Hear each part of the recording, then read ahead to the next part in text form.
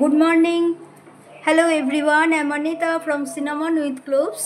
আজকে আমি তোমাদের কাছে একটা পাইনাপেল কেকের রেসিপি নিয়ে এসেছি। তো তার জন্য আমি এখানে নিয়ে নিয়েছি ময়দা। এতে মানে খুব সামান্য পিঞ্চ অফ সল্ট এখানে দেয়া আছে। আর এইখানে আমি দিচ্ছি হচ্ছে baking powder and then baking soda.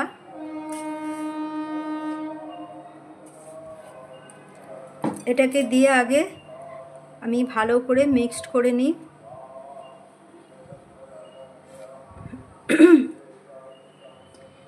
এইবারে আমার যে ইনগ্রেডিয়েন্টসগুলো লাগছে সেটা হচ্ছে এখানে চিনিকে আমি পেস্ট করে নিয়েছি, সুগার পাউডার,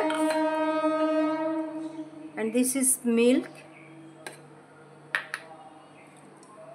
এটা হচ্ছে আনারসের পেস্ট, মানে pineapple paste, and this is pineapple crush.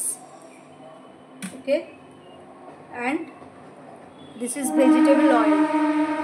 তো আমি ফার্স্টে এতে কি আছে, ময়দা, নুন, বেকিং সোডা আর বেকিং পাউডার। তো এইগুলো দিয়ে আমি ভালো করে মিক্সড করে নিয়েছি। এবার আমি এখানে দিচ্ছি চিনি। সুগারটা আমি সবটাই দিয়ে দিয়েছি বিকজ এটা লাগবেই। সুগারটা দিয়ে ভালো করে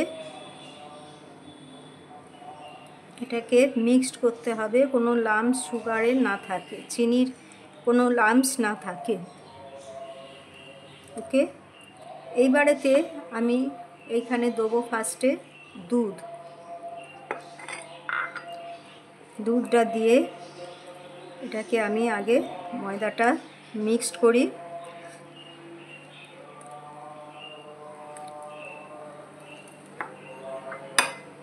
খুব বেশি দুধটা দিচ্ছি না বিকজ এখানে পাইনাপেল যে জুসটা আছে ওইটা দেবো, মানে বেশি পাতলা হয়ে যাবে।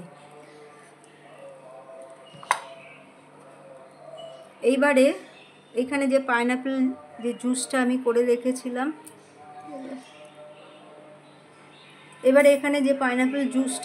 রেখেছিলাম, সেটা সবটা দিয়ে দিলাম।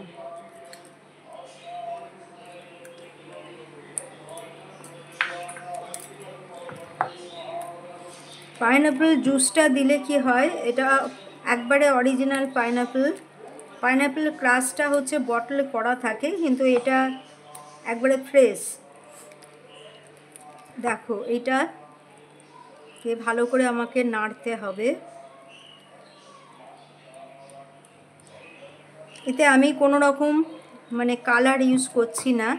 এটা হচ্ছে জাস্ট পাইনাপেল টি কেক। এতে আমি কোনো ফ্রুটসও ইউজ করব না, প্লেন পাইনাপেল টি কেক এটা।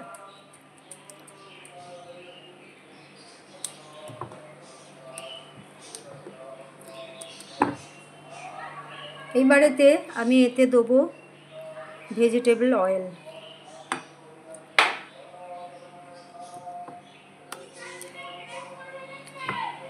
অয়েল দিতে পারো, কেউ অয়েল স্কিপ করে ঘিও, তবে আমার মনে হয় এটাতে অয়েল দিলেই ভালো হবে, টেস্টটা ভালো আসবে।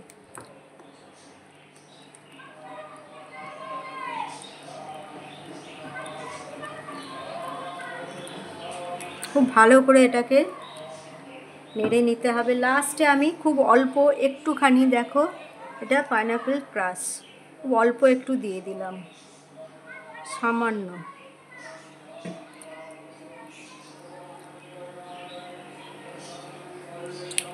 মেন যেটা হচ্ছে, এটা কিন্তু পাইনাপেল ফ্রেশ জুসের সঙ্গেই হচ্ছে কেকটা, তোমরা দেখতে পাচ্ছ, আমি তোমাদের দেখাচ্ছি। এইবারেতে আমি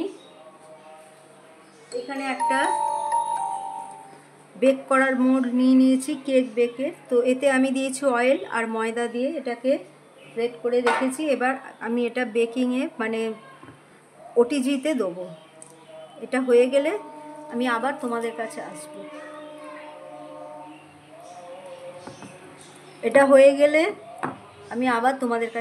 ওকে, so friends, our pineapple cake is ready. দেখো খুব সুন্দর হয়েছে কেকটা।